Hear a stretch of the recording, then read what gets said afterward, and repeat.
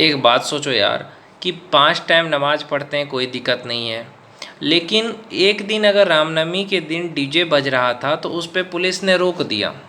काहे? ये डीजे रोकने का क्या मकसद क्या है? अगर अभी तजिया निकलेगा, इनका जुलूस जब निकलता है, इन मुसलमान लोगों का या किसी का भी, अभी अंबेडकर जयंती में डीजे बजाएंगे तो उस पर आप नहीं रोकोगे।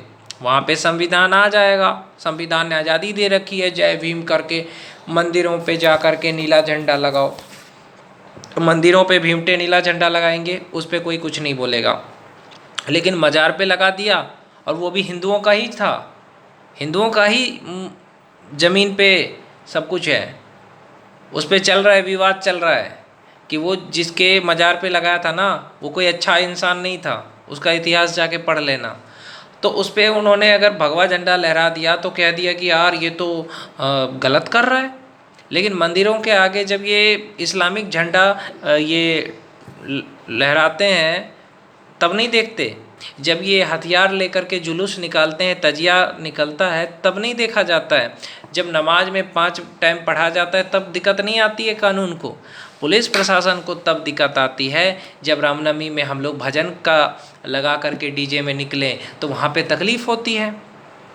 डीजे में भजन चले उससे तकलीफ़ है पुलिस प्रशासन को, लेकिन तजिया में हथियार लेके निकले उससे तकलीफ़ नहीं है। तजिया में हथियार लेके निकले, लाउड स्पीकर पे धमकियां दे, और पता नहीं क्या क्या बोलते हैं हमारे बारे में, 15 मिनट में देख लेंगे हिंदुओं को, ये वो। तो ये तो संविधान में उनको आज़ादी दे के रखी है, लेकिन हिंदुओं के लिए कुछ नहीं है। सच बताऊं, हिंदू अपने देश में रामनवमी में डीजे भी नहीं बजा सकता, शोभा यात्रा में शांतिपूर्वक डीजे बजा के नहीं जा सकता, क्योंकि कानून है। और पत्थरबाजों पे कहाँ चला जाता है कानून? तो मैं यही कहता हूँ, ये सब हिंदुओं में एकता नहीं है, उसी की कमी है। अगर एक हिंदू को कोई कमेंट में गाली दे रहा है तो बाकी सारे हिंदू चुप रहेंगे, खामोशी से देखते रहेंगे। अगर कोई हिंदुओं के लिए लड़ने के लिए भी आएगा ना तो सारे हिंदू हिजड़े बन के चुपचाप बैठे रहते हैं। अरे भाई, अगर कोई कमेंट सेक्शन में किसी हिंदू को गाली दे रहा है तो सब मिल करके लड़ सकते हैं ना हम, लेकिन नहीं, चुप रहेंगे। तो यही है हमारे धर्म की कमी। वक्फ बोर्ड के नाम पे इतना सारा ज़मीन हड़प लिया, उन पे कुछ नहीं बोला गया। औरंगजेब को अपना बाप मानने वाले लोग आज देखो, उनको कोई कुछ नहीं कहता है। मुग़लों ने, चाहे वो कोई भी हो, अकबर हो चाहे औरंगजेब हो, लूटा, बलात्कार किया, पता नहीं कितनी हत्याएं करी हिंदुओं की, उनको आज लोग पूछते हैं। यही भाईचारा है ना भाई। शिवाजी महाराज को गाली देने वाले, जिन्होंने अपने स्वराज के लिए लड़ा, बाला साहब ठाकरे को गाली देने वाले,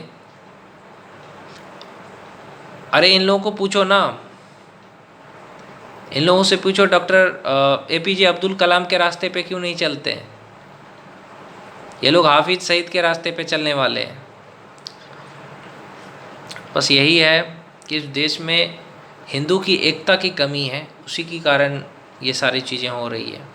मज़ार पे भगवा लहरा दिया, लेकिन मंदिरों पे, मंदिर के आगे इस्लामिक झंडा जब कोई लहराता है तब नहीं बोलते, तब कहाँ जाती है कानून?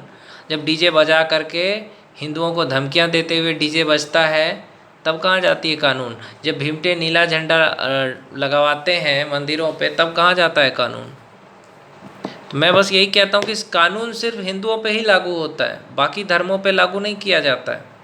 और पाखंड अगर देखो तो सिर्फ हिंदू धर्म में ही लोगों को नज़र आता है, बाकी धर्मों में तो पाखंड है नहीं।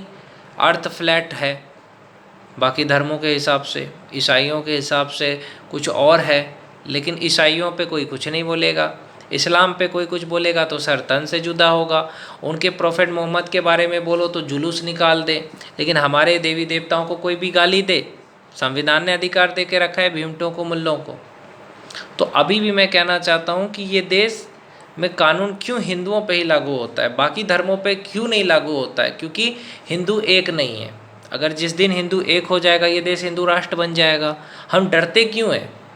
हम 80 करोड़ होकर के क्यों डरते हैं? क्योंकि एकता नहीं है। हम अपने में जाति में बटे हुए हैं, एक होकर रह ही नहीं सकते। अपने को सनातनी कहने में बहुत लोगों को शर्म आती है।